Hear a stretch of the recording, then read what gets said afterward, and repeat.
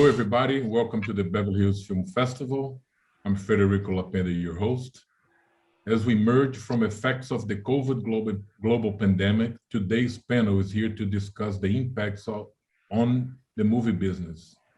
Our panelists are Senior Vice President of Marketing for Lionsgate, Roberta Augusto. Hi, guys. Happy to be here. Hi, Roberta. Thanks for having me. Former Senior Vice President of Marketing from Sony Pictures, Gary Shapiro. Hi, everybody. Hello, Gary. And film producer, Kirk Shaw. Hi, Kirk. Hey, love to be here.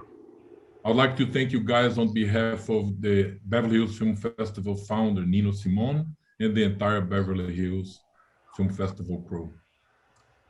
And let's start with the first question. Will be about consumer behavior. We all know that the pandemic dramatically altered consumer behavior. However, no one knows where things will shake out. Do you think, Roberta, that moviegoers will feel comfortable going back to the theaters? And do you believe theater attendance will rebound to where it was pre-pandemic? Well, Lapenda, I feel that vaccinations for sure play a huge role in the amount of moviegoers being comfortable returning to theaters. There's a recent poll that showed that teenagers and young men under the age of 25 were the most comfortable to return to theaters, which is really interesting.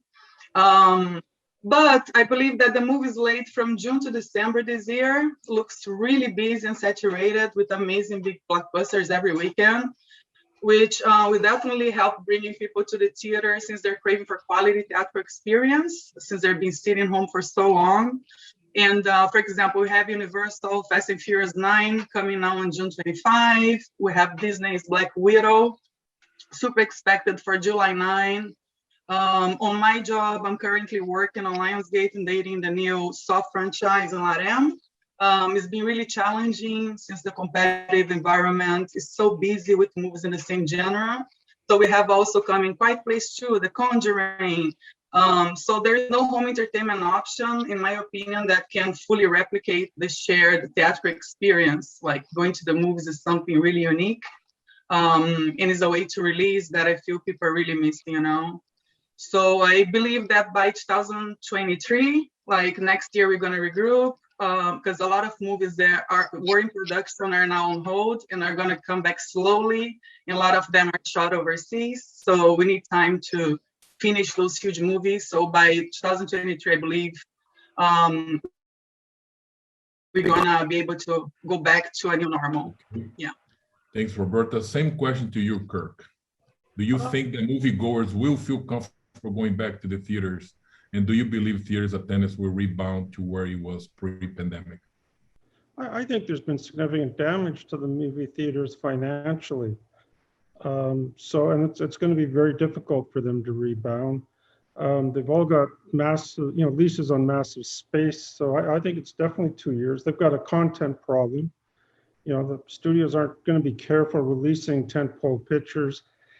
And there's a lot of filler content that used to go to theaters that right now, if you've got filler content, you're selling it to a streamer. And at the end, there's a money problem. And I think that AMC, Regal, and Cinemark have got to go someplace to get money. And I think we all know who's got the money. It's Amazon, Apple, Disney. So I see a partnership coming where a company like Amazon buys one of those theater chains and they can use that theater chain to add in their Twitch and their computer game business. And all of a sudden they've got movies, gaming, retail, and hospitality all in a theater chain. So I think theaters are going to go through a rebirth. And I think Disney, Apple, they all become owners of theater chains. Wow. All those theater chains are going to be used differently than before. Very interesting. Gary, your turn, Mr. Shapiro. So, it's interesting what Kirk has said because there's been so much talk about the idea that, big movie theater circuits are going to probably merge with or be taken over by some of the big streamers. Yes, maybe Disney.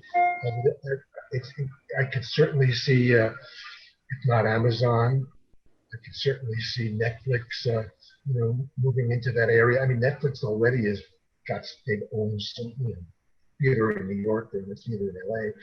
They're moving into that. It does make a lot of sense, and I just want to say more about that.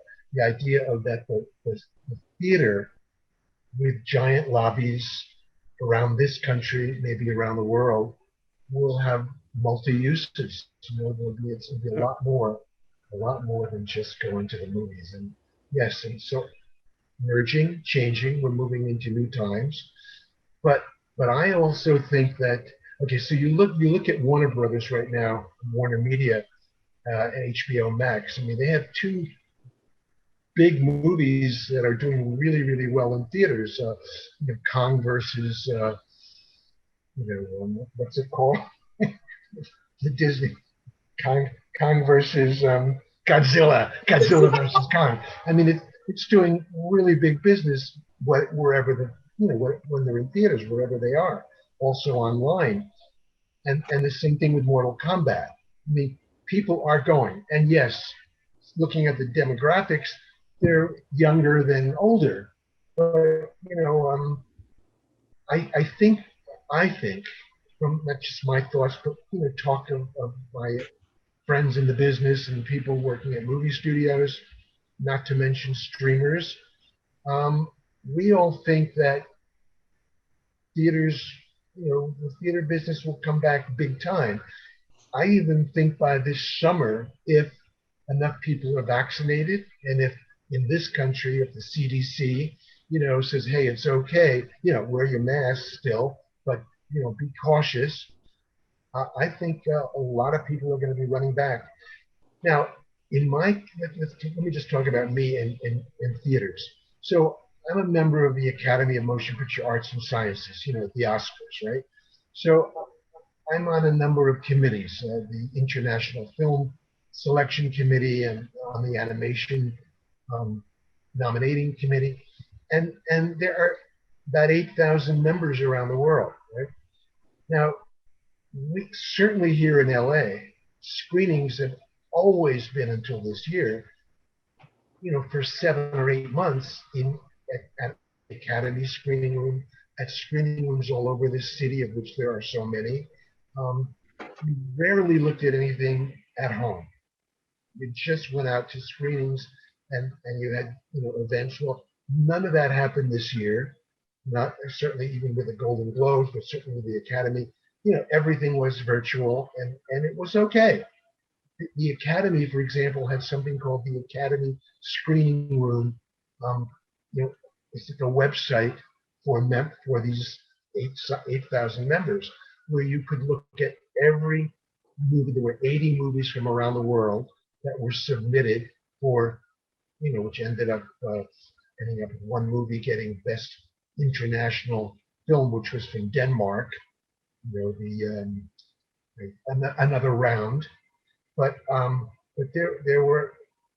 I mean, my wife and I saw about 60 of those 80 movies here, at home, and that was okay. I could still see it on a big screen, or I could look at it on my laptop or whatever. But everybody wants to get, and the Academy is an older demographic. I mean, it's 50 plus. Everyone wants to go back to the movie theaters and to screenings, and it's all about feeling safe, or a lot of it is about feeling safe. But to take to the point about the finances, like AMC and for example, they have to either find a partner or find new financing. But one more thing, the American economy, according to our president, our wonderful Joe Biden, as well as a lot of independent economic advisors from all sides, see a giant growth in the United States over the next 9 months. It looks, unless something really goes wrong, which is unlikely, the economy is about to boom, which will also happen more likely in a lot of other countries. It just looks like that period is in front of us. And that's going to have an effect on, I think, helping the theater business and getting people are going to have more money to spend. By the way, in the US, there are about 40,000 screens. Can you imagine? Wow. And then I was looking at these numbers. In China, there are 75,000 screens. Now, a bigger population. I mean, right, in this country, we have 330 million people. In China, there's 600 million people. But I think we're going to see, at least in the United States, we're going to see a contraction. I don't think we're going to have 40,000 screens. I think we're going to, we're probably over-screened anyway. And I guess I should stop talking because there's a lot to cover. No, it's good stuff. Interesting, yeah. So let's go to the next question to you, Kirk. With the inability to go to theaters, we have seen all the studios launch their own streaming platforms to compete with Hulu and Netflix. Can you discuss whether you view all these streaming platforms as a shift of power within the entertainment business? Yeah, absolutely. I think there's been the shift started before COVID. COVID has sped up the shift, but the shift actually started, I think, when the Writers Guild took action against all the big agencies like CA so that they could no longer package movies. So agencies can no longer get premium packaging fees because of the Writers Guild. And that shifted a lot of power. And then with COVID came, all of those agencies have lost hundreds of staff, they've reduced pay wages, and their role is changing because the power, to me, is shifting. I think the power of the producer, and I'm a producer, but I think I have more power today than I did 2 years ago. I think that, being a producer is a great time right now. And Netflix, they're spending, I think, 19 billion this year. Well, Hulu, Apple, HBO, Paramount, all the networks, everyone has to stay and compete. So there's going to be more money being spent on content. And us producers that are creating content are never going to have more demand to be fit to filling it and making it. And it's an exciting time. And you're going to see some of these agents that used to be agents, they now have to become producers. Managers will have to become producers. The content demand is just far exceeds anything that can be done. And none of these companies can keep up with the demand for content. None of these companies can develop all that content in-house. They've got to come to producers like us that can get IP, package it with a good story idea, fully develop it, and then it also has to be some of these streamers trust that they'll trust to make it for them. So, my career, I've lived off foreign sales. I've made 250 movies. I probably financed all 250 out of foreign sales. Well, today, I'm planning to sell all my movies to streamers.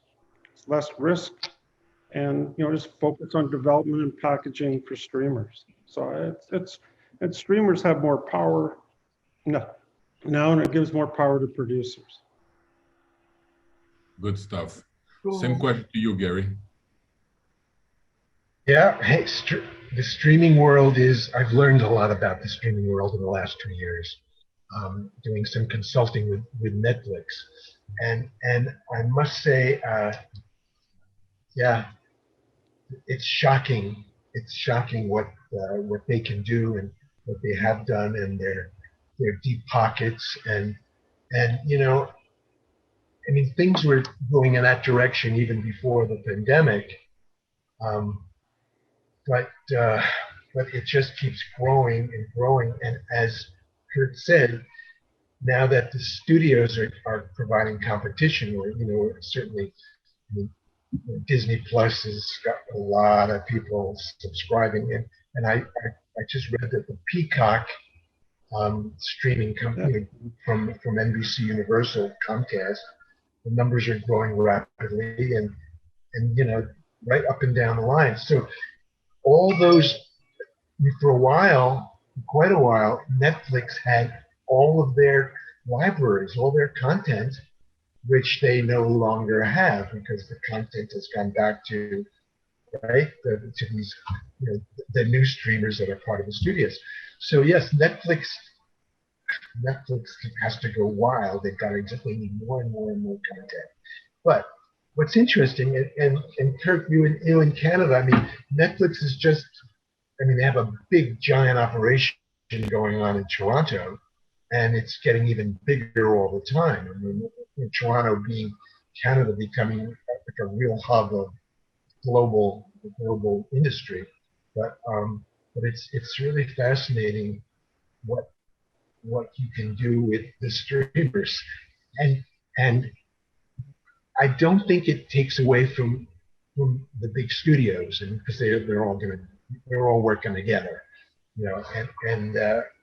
but it's just a very new time, and we all have to adapt to it. And yes, independent producers are clearly, I think, have a better chance of doing more business now than before, and especially once this pandemic hopefully fades away. Yeah, Peacock, you mentioned, they got 42 million subscribers now. That's huge, right? Yeah, in a matter of launching it. And Disney, obviously, everything in Disney was shut down, but Disney Plus has carried the Disney company through the COVID period. And Disney, even with their library, their library is not enough for them to compete. Disney need to get product as well. They need producers. For the first time, Disney has to go outside of the company to get content because they need more content than their library. And I would add that when you look at Disney, that in the last year and a half, 2 years, that since they acquired Fox, it's just about more and more content. And you're right, even that's not enough. Got to keep going into more material. So for all the independent producers who are watching this, there's a lot of hope. Yeah, because none of these companies have the team or the time to produce content. Mm-hmm. They need independents to come and bring them the stories and the ideas. So I think it's an exciting time.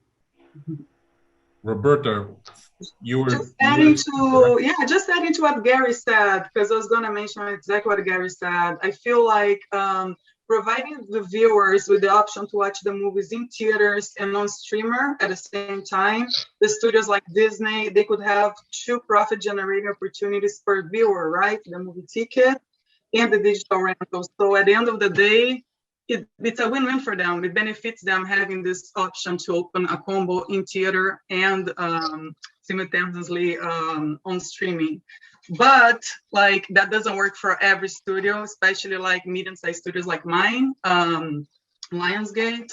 We're trying to keep loyal to the theatrical business and keep our movies as much as we can to open in theaters when we have the chance, even though there's a huge competitive environment. Cool. I don't think there's enough content to fully open theaters once the theaters get open. I was trying to book my next movie, I swear to God, from July, at least in LATAM, from July all the way to December, every single weekend, there is a monster, huge, wide opening of a blockbuster, which is scary for me because my movie is over, and then I have Conjuring, Quiet Place, there's 3 more, like back to back, and seeing those movies for the first time within a decade, like really every weekend back to back, just show how there's no space. Because how can I say, normal law is like we usually give 2 weeks in between, at least between each genre, right? And this time we don't have that benefit. So it's almost like a Russo roulette. We're throwing the movie there and hoping that the public will watch. And another point that I think is important to mention is that more than ever, we really need the support of the exhibitors, like the movie theater owners, because Is not only about dating the movie, but also about like getting support to make sure the lobbies are covered with our artwork. There's so many other movies opening around us, you know, and also keep our screens, because usually if you have another movie on the same genre opening a week after, you're gonna lose at least half of your screens for the movie, especially if it's another studio movie, right? So opening Saw this week and opening Conjuring next week, I'm gonna lose at least 50% of my screens to them. So negotiating in advance with the local exhibitors. So that's what I'm saying. I feel like this pandemic times, we need to do that extra step, that extra work, and really tailor each release when it comes down to keeping safer screens on the second, third week, because the volume of movies accumulated that was supposed to have been opening for the last 6 months and the theaters were shut down, they are now postponing for later, create the saturation that I feel is good for the business, but at the same time, the public has so many options that is risky to, how can I say, we need to invest extra money that would have on a normal scenario. So Roberta, how difficult, I released my own movie myself last October. So how difficult do you think it is for me next year to release another movie as a four-walled self-release? I think next year is gonna have already diluted a little bit. I feel like now, I feel 2021, the problem is all those movies that has been ready since last year, but are very expensive productions that needs to go out theatrically, and they are the #1 option of the exhibitors. So their eyes are like this, I need you guys to open first because we need to get that money we didn't get, ticket-wise.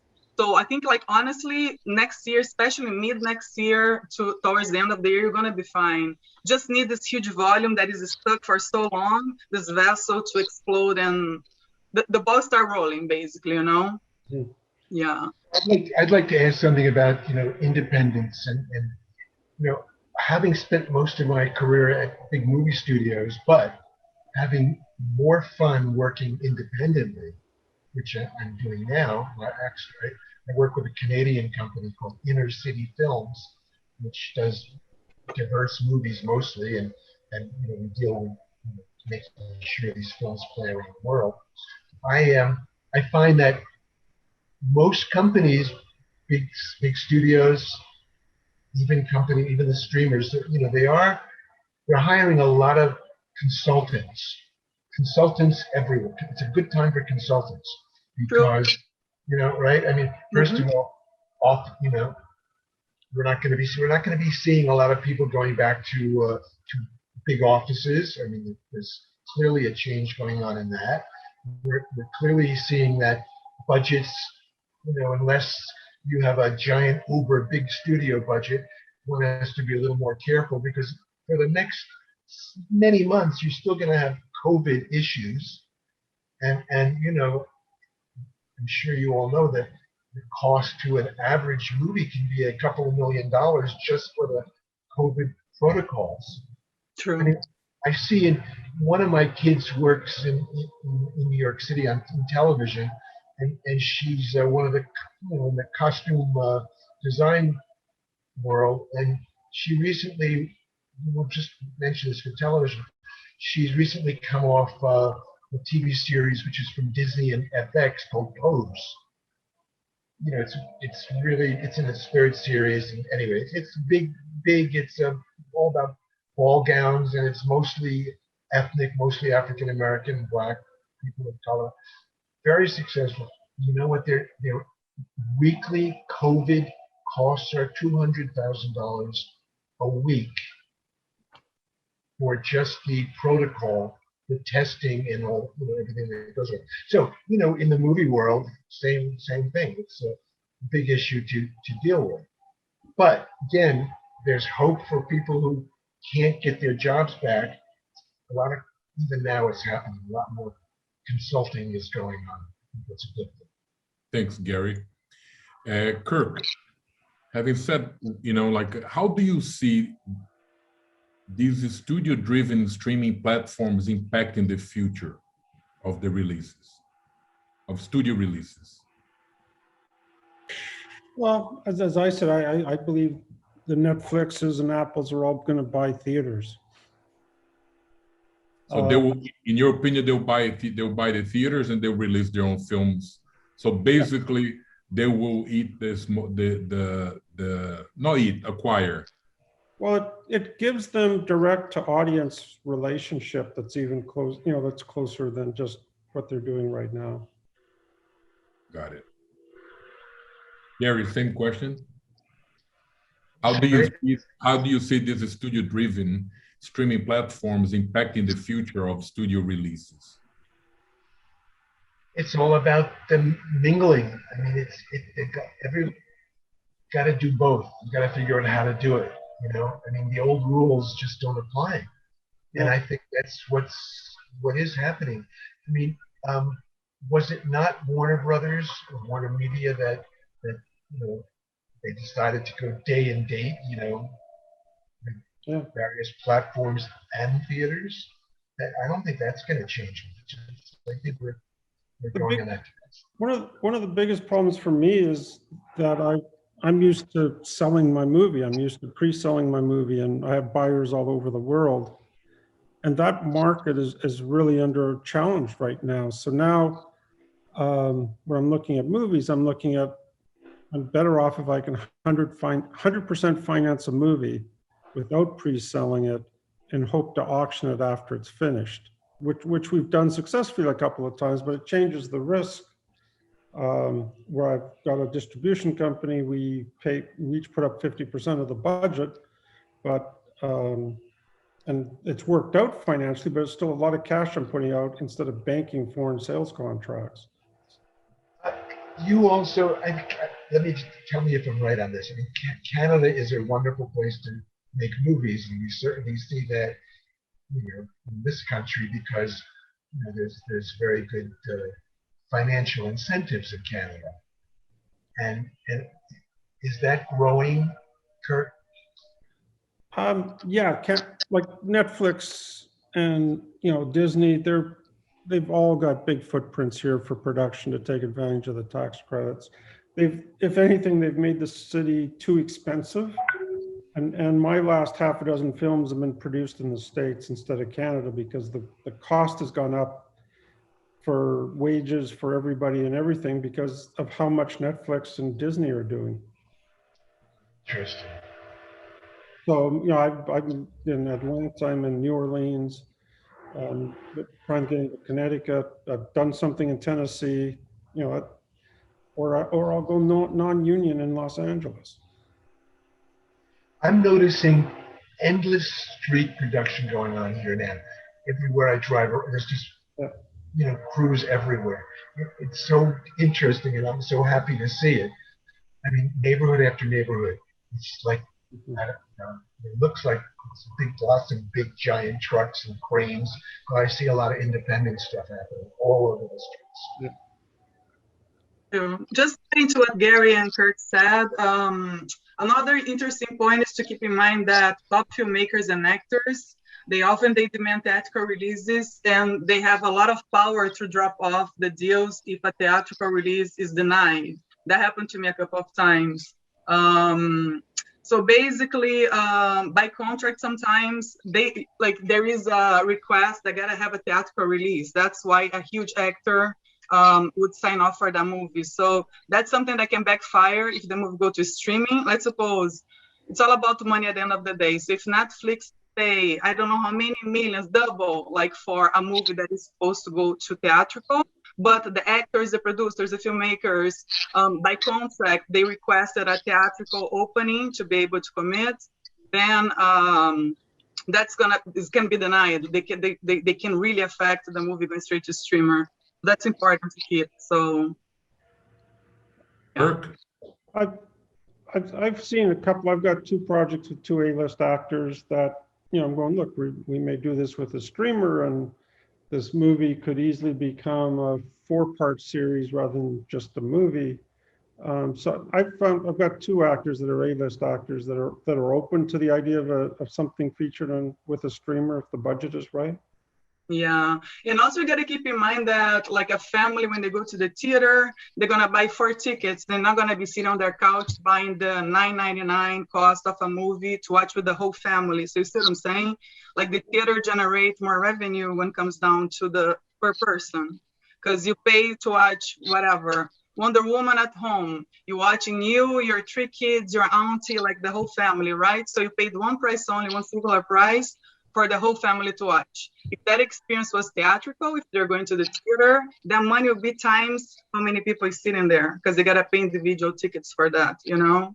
So there's so many things that we gotta consider, like when it comes down to, it's a risk, yes, it's a risk, but like Gary said, and I completely agree, we need to find a healthy, effective environment that we can co-live, we gotta live together, we gotta somehow help each other, and if not, just try to live in the same space, you know, because at the end of the day, people still want the theatrical experience, but the old school people or people who are not, how can I say, the art house people who really like the comfort of their home, or they don't want to be surrounded by strangers, the convenience of being home always gonna exist. So it's just a matter of what the future is going to bring, but I feel like both ways are going to always be an option for the public.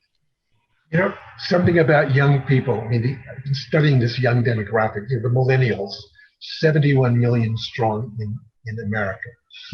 71 million millennials, and by the way, about a little bit less, 70 million people who are considered pre and baby boomers, you know, like from 50 up and up and up. I mean, that's a lot of people. So the millennials, they rarely look, I mean, even they look at things on their iPhones, on other devices. They don't even have screens at home. They don't watch movies like even when they're at home, they're not looking at a big screen. They're you know, it's with exceptions. So it's the strangest phenomenon. I mean, it's a whole different game, and but the young people will certainly go to the movies for the tentpole movies, you know, go with their friends, right? I mean, that's a given. I think that also movie circuits, they can figure out how to lower the prices for popcorn and, you know, candy, and I mean, make it easier for families to go back too. I think that's an important issue. But Gary, that's how the theaters make their money. That's the biggest secret. That's where all the money comes for them, for the exhibitors. Right. And of course, the studios always wanted to get their share of the concessions, which obviously never happened unless they end up owning them. But Gary, I have a question for you outside of the panel. What was the feeling? Because I know you vote for the Oscars and you watch a bunch of the films. What was the feeling within the Academy this year? Who wants to answer that first? Say that again. Did you want me to answer that right? Yeah. Like what you guys? What was like the whole vibe with the pandemic and? Well,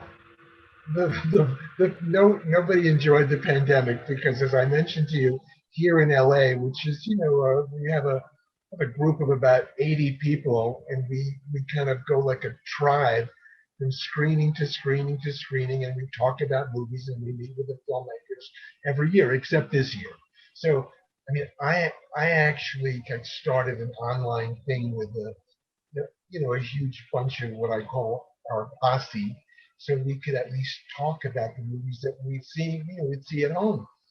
And that was very helpful. It was really good. Got a lot of feedback, but we all missed a lot. In terms of the show, no. As far as the show, I don't want to put you on the spot. That was I just wanted to know the vibe, you know. Yeah, the vibe is something's got to change besides the pandemic. You know, look. I'll say this: diversity is a big issue. It's a bigger issue than ever, and it's good, and it's important, and we're just hoping that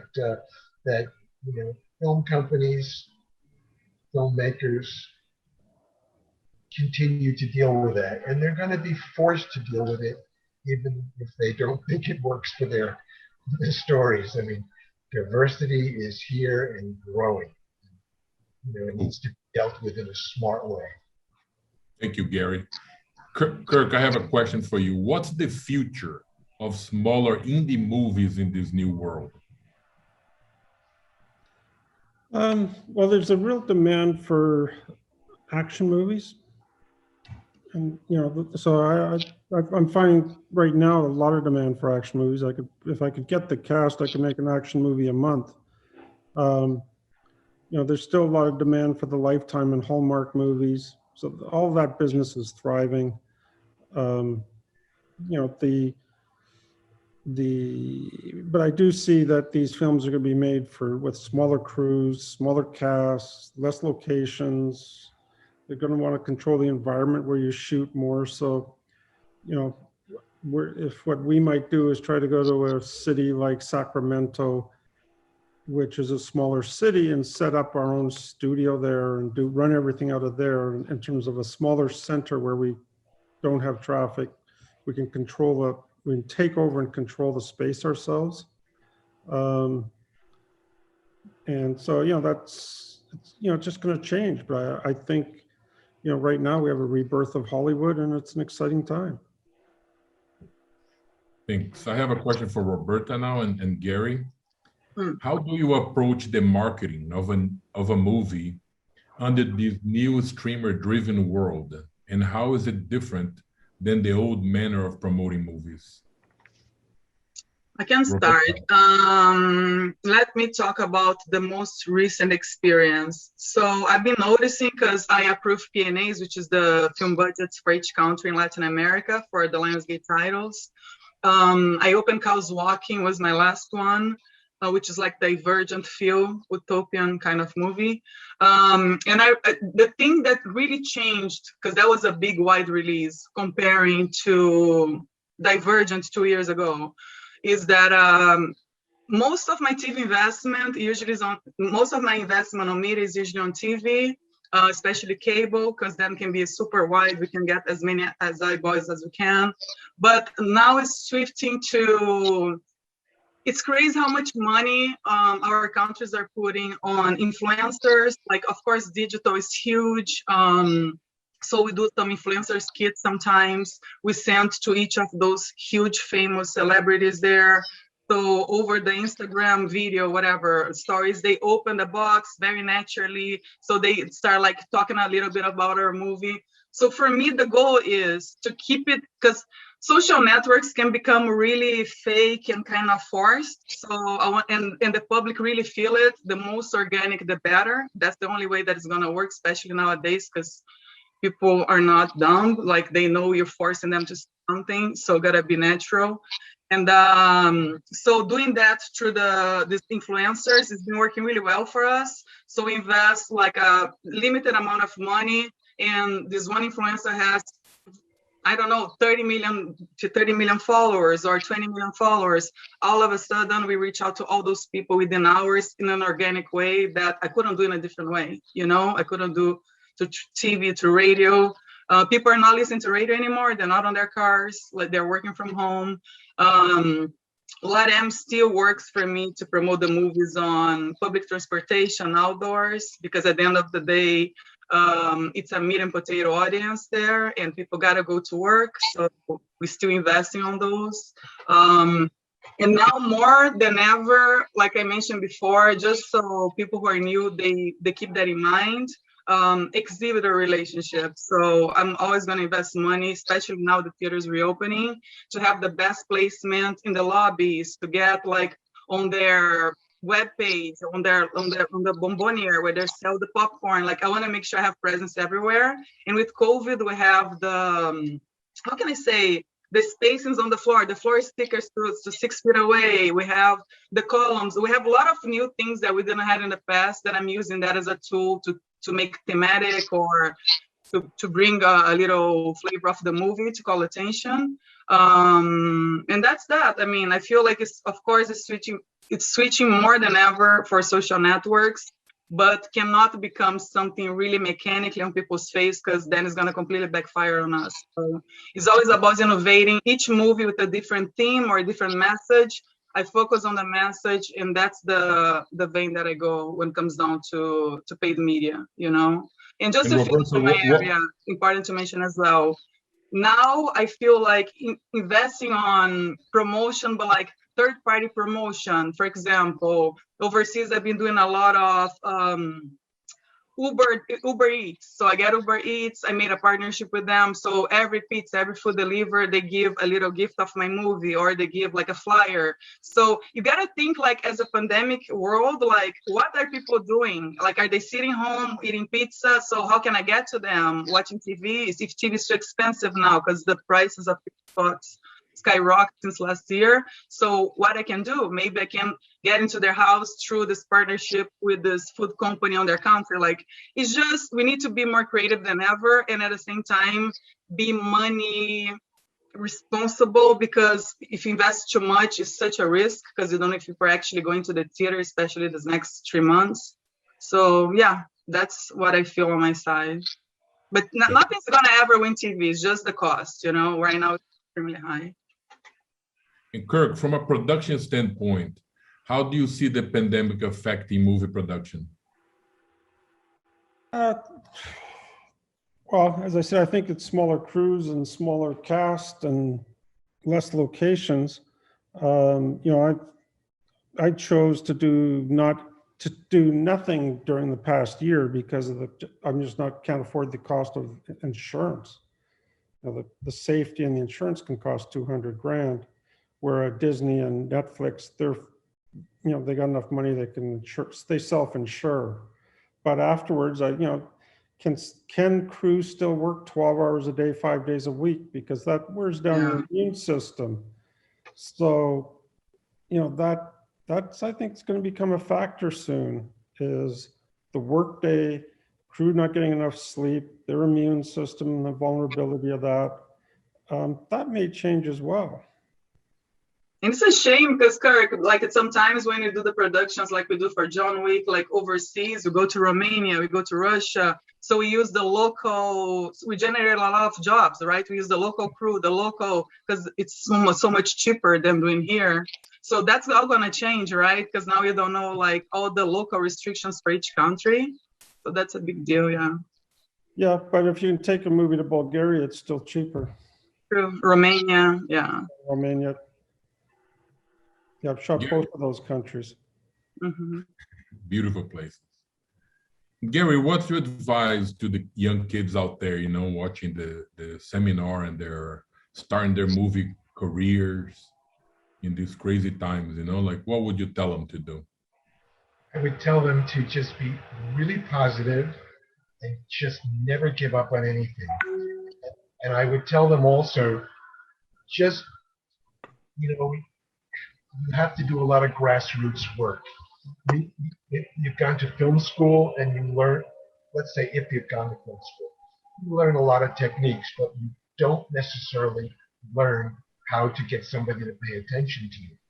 And that is a really important gift, you know, to figure out how do you get somebody to listen, how to get somebody at a film company, a production company, a studio, a network to look at anything that you might want to send in if you can't get an agent. And it's very hard to get an agent. It's a very tough game, but it works for, you know, if you're ambitious and you never give up, you really have to work at it. Now, if you haven't gone to film school, and I never went to film school, you know where I learned everything? I was 19 at Columbia Pictures in New York.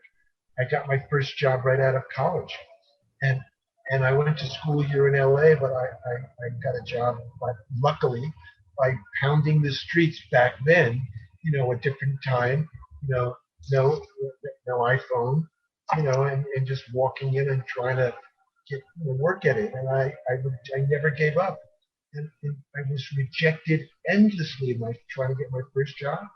They would not even let me fill out in New York at Columbia Pictures, and I liked the location of their building on Fifth Avenue near Central Park. And thought, oh, this is a nice place to work. But they wouldn't even pay attention to me. And one day, you know, after my fourth rejection, I was on the elevator and it stopped. I looked up and I saw something called Horizon Productions. I didn't know what it was. I had just finished college here. And I got off the elevator and I saw It was a beautiful lobby in the Columbia building, and nobody was at the desk, but I saw these incredible posters and pieces of art from movies like Lawrence of Arabia, On the River, Bridge on the River Kwai, The African Queen. I knew those movies. And an old man then came out, and said, "What can I do for you?" I said, "I'm looking for a job." And he said, "There are no jobs here." But he said, I told him I just come from California. I didn't go to film school, but I knew how to distribute movies. That's how I paid for my way to get through school. I distributed surfing movies way back then. And you know what? He said, "Oh, here's a man. I'm going to give you his name, and maybe he'll talk to you." Anyway, this company was Sam Spiegel's company, the legendary producer. And Kirk, you would remember that for sure. The legendary producer, the biggest in the world. Big giant movie. Anyway, and this guy saw me, and he, he liked me, and he knew everybody. His name was Arthur Canton. He represented every big producer and director you can imagine, including Sam Spiegel. And he said, "Oh, I'll set you up to meet, the heads of marketing." That's what I wanted to do at every movie studio, and did. So I say to everyone out there, you just don't know how it's going to happen, but you just have to keep working at it. And there's endless hope. You just have to be clever. And it's like what Roberta said. It's just like in selling movies and marketing movies. It's like everything is. Grassroots marketing is everything. Sure, we know it. We know that if you're selling a movie, and I pay attention to what the streamers do, and especially Netflix, because they do it so well. They do. They do it so well. I mean, sure, they do great social networking. They do all the traditional marketing. You see everything outdoor where they should be, in the right climate at the right time of year. They also do big advertising, big television advertising. You see all their content all the time, but they've got giant budgets and they can do it. Everyone can't do it that way, but you should all study what they do and just study what Amazon does, and pay attention to what the big studios are doing when you look at their marketing. Take the message, but the grassroots stuff, I love what you said, Roberta, about like Uber and Uber Eats, and I've always believed in that. I always think that there's another way to reach out to people that's not traditional, and we're not living in traditional times, and the world. And there are endless options. That these are just few that we could think about it. Imagine how many other things we could do. It's just about thinking outside of the box. Totally. And I would add, it's about networking a lot, not being shy to ask, being humble. Like if you want to learn, try to talk to people who know more than you, find a mentor who can, because that's what happened to me. I moved here, I knew nothing. I was sending resumes, studying on UCLA film business. Then Summit Entertainment asked me for interview. I remember they're releasing Mr. and Mrs. Smith and Sahara, and I look around, I'm like, oh man, I would love to work here. And I worked for free. I worked for free for 3 years. I served coffee, I made copies, I did everything in my power to be able to learn, absorb, to be on that environment with so many powerful, creative people. And that's when I started finding my own light and working as much as I could, showing them that I was needed. Because at the end of the day, on the beginning, you need to show your worth, right? So people can respect what you say, respect your efforts. And don't be afraid of making mistakes, because on the beginning, there's no other way. You learn from your mistakes. Right. And the best experience that over years you look back is from the worst mistakes you made, because from that moment on, you became a better professional, So, and Roberta, I got to add, what I have to add is that the idea of, yes, never giving up. If you get an internship and you get a little bit of money, or even I think you have to get paid now, certainly in California. It does, yeah. You got to get paid something. You can't, you just got to take it. You got to do it, and you got to do more. For those of you out there who are starting out, you just got to do more than you were asked to do. Always. always offer more. No matter if you're working on a production, if you're working on marketing, if you're working in an office, just and be the first one there, be the last one to go. Be the best on the smaller tasks. If they ask you to do anything, do 110% on that little task, because that shows your worth, your value, your integrity, and that's the beginning of becoming a real professional. You know, because then the rest is about experience, which is out of your power. It's gonna come with time, but doing your homework is like super important. I'm very proud of you, Robert. I remember not long ago we went to your first AFM. Remember, Yeah, you came so far. Congratulations. Very thank you inspirational. so much. Now, Kirk, you already said that it's a great moment for young filmmakers because there is such a gigantic demand. Would you please tell me, like, send a message to the young filmmakers that are watching, and also, Kirk, after you finish, there is a tool on the bottom of the page that says Q&A.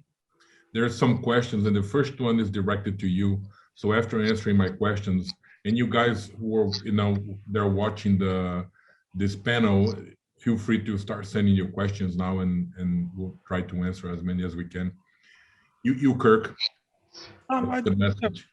My job as a producer is to solve broadcasters and streamers' problems. They're looking for eyeballs.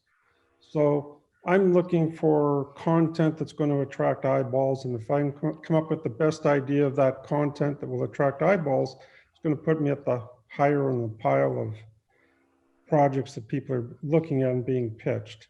So it's, I've spent the past year just looking for content, reading books, checking book rights, interested in checking biography rights and some people that we were interested. Someone suggested somebody when we secured their rights because we realized it was an interesting story that I think we can do something with.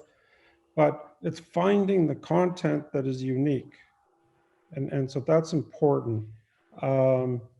It's, if you find the right content, then you need to be able to get a writer and get a director and get an actor, and it just naturally happens. Yesterday we were taking Zoom pictures for one of our IP that we own, and one writer that was CA brought to us, and they're very high on him, and he's from USC and he's won some scholarships and he's one of their top students. He was not prepared. Like, he was the right diversity. He actually, his family and his parents and his grandparents grew up in the neighborhood where their story was being told. And he just wasn't prepared. And like we would have, if he came in with some good ideas, we'd give him a chance. But he came on that call with nothing new, little preparation. He wants to get back to us. But it was disappointing. And, another call the same day on the same project, the guy took a risk. The guy had a fresh vision. He had ideas we hadn't thought of. He knew the first 20 minutes of the show of what it would be and how each character would get introduced in those first 20 minutes. And it was like, wow, the guy had given it some thought. He wasn't trying to read the book that we've optioned to give us the book back. He was bringing a unique vision. And so you need to take risks of what you see in your mind, whether it's you're pitching on someone else's idea or your own idea. You got to take a risk of what's going on in your mind. What is unique in the world that you see, or what is unique in the world that you find? We've optioned another book that is, I don't know, it's 400 pages. Our movie is about 5 pages in a 400-page book. Like, literally, and that's where the story of our movie is. But it's finding something unique that you think will make a great story. And then that book of 400 pages that the movie's about 5 pages, we have an A-list actor that went, yeah, I want to do this. Right? Cool. Now, Kirk, if you don't mind clicking on that Q&A logo on the bottom of your page, do you see? Okay. Joe sends you a question that he's an independent filmmaker, and he would like to know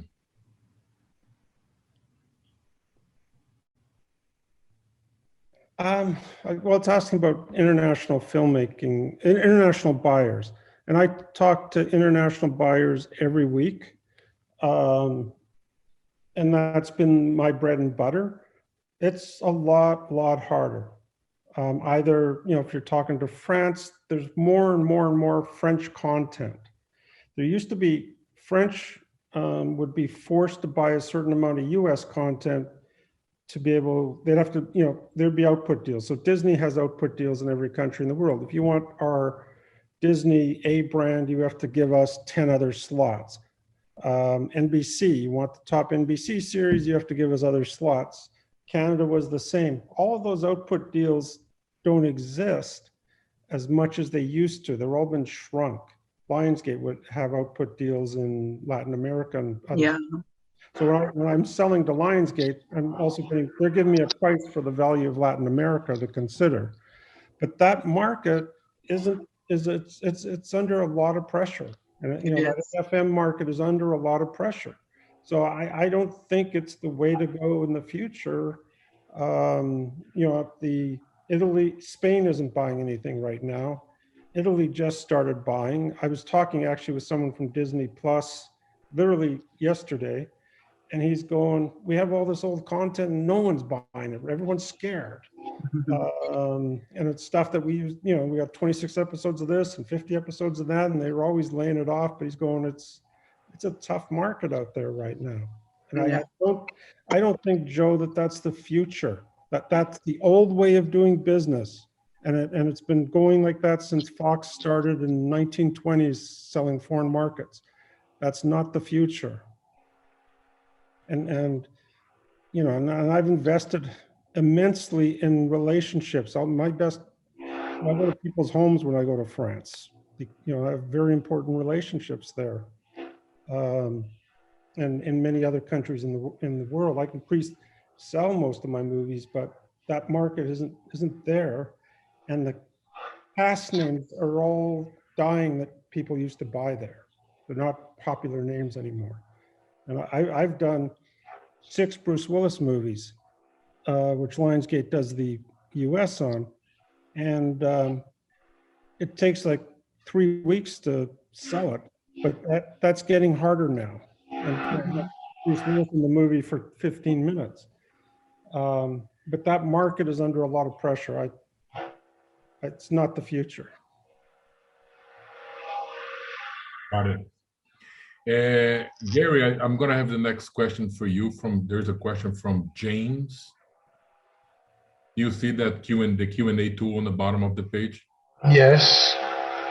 What do? I click on it? I see it there.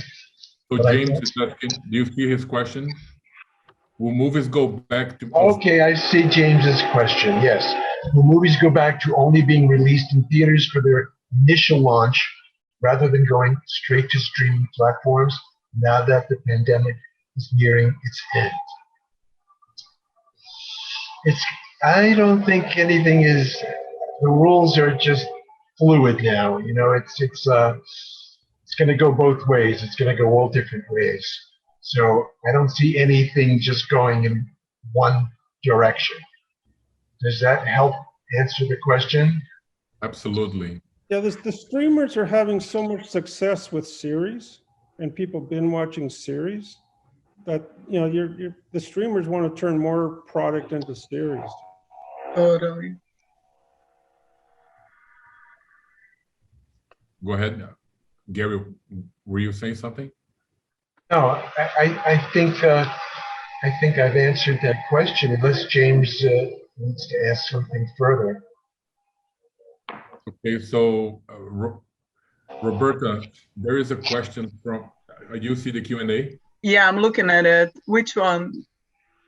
Sophie's question. Okay. With this new situation, do you produce? Do you understand her question? Yeah, she's asking about production. With this new situation, do you produce your first film? I think that's more for Kirk, because I don't produce movies. I sell them.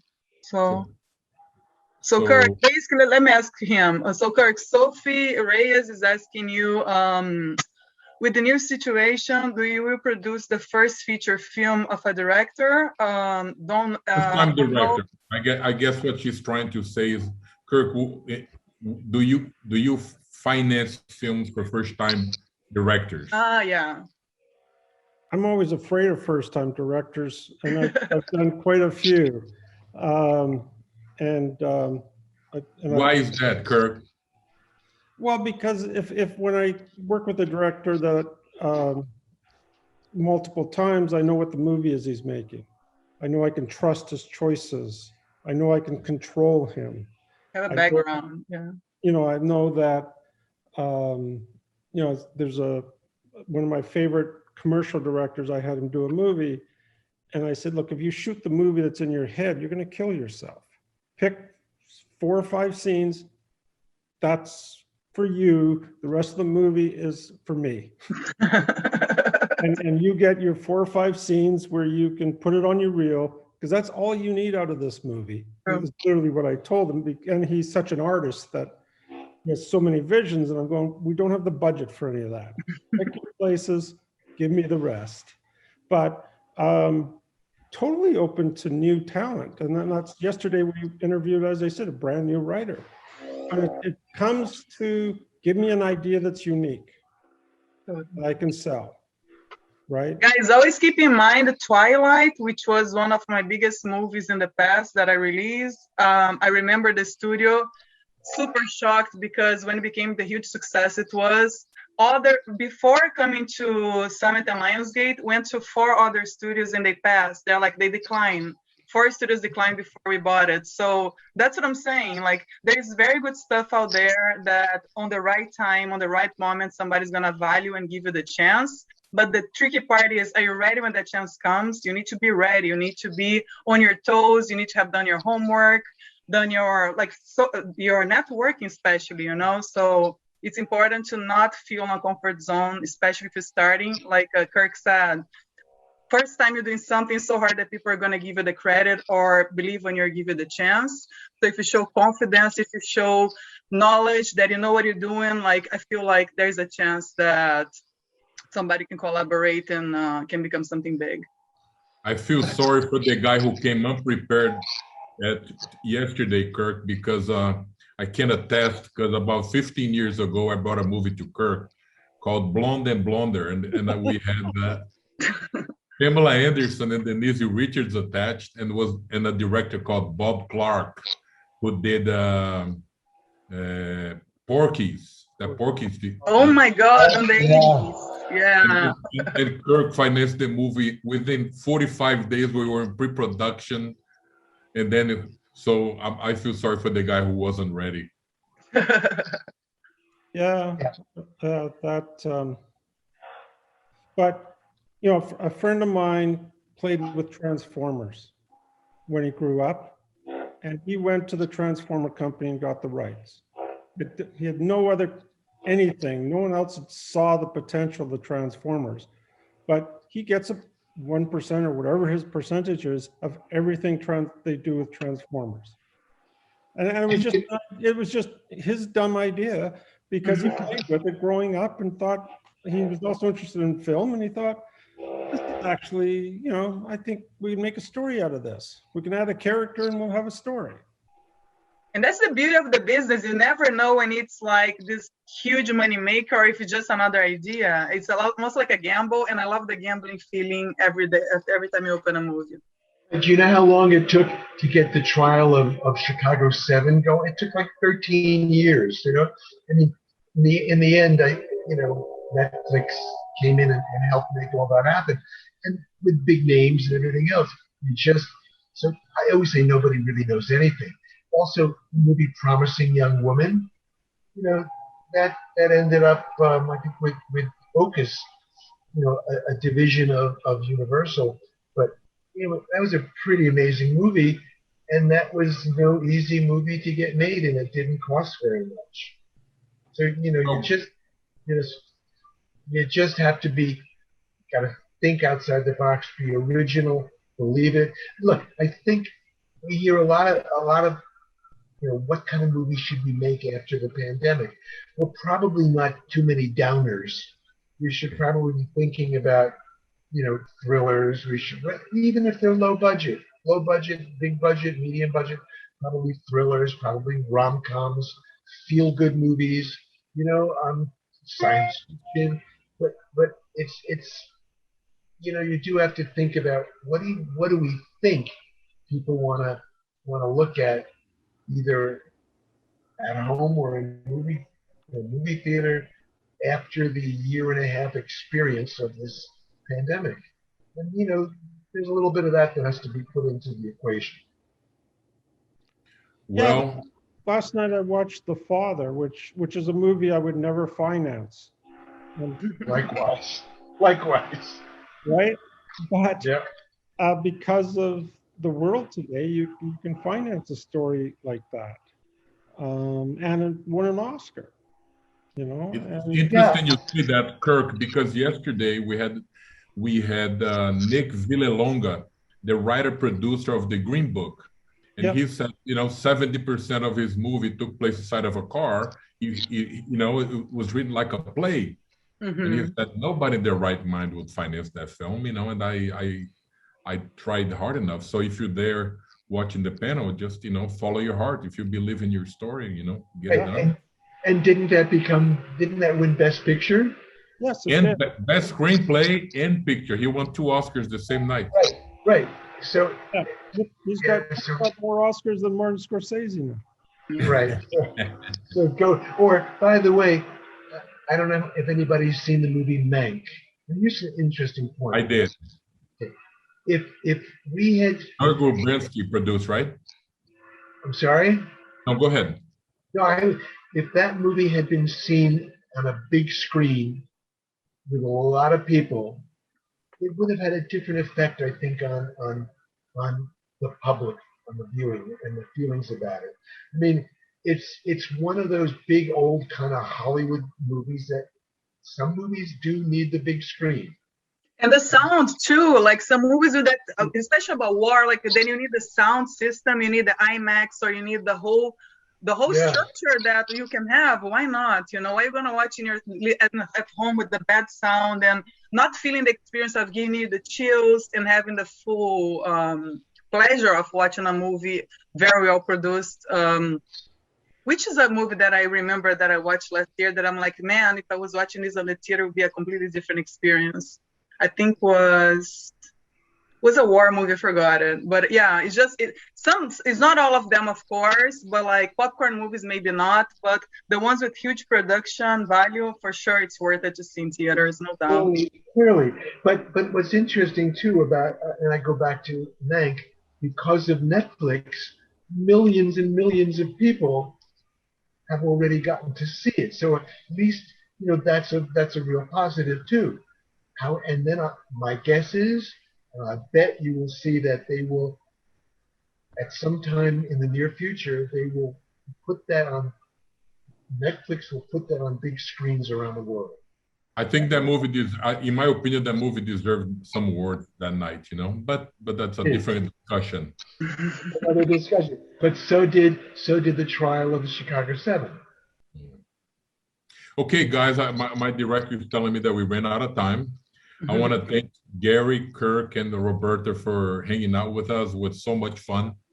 And again, on behalf of the founder of the Beverly Hills Film Festival, Nino Simone, and the entire crew, we thank you guys and hope to see you guys next year. In person. Can I say one quick thing? I loved all the short movies that I saw. The quality was exceptional. And don't tell the winner, please. No. I'm saying, but that's a really good way to move into bigger movies by making shorts. In comparison with the movies, the shorts you saw from the Academy, how would you grade the Filmmakers? Absolutely as good as anything I saw from the Academy. There you go. Now you're talking. Okay, guys, have a great weekend, and thank you very much for being with us. Thanks for having us. Bye, guys. Bye.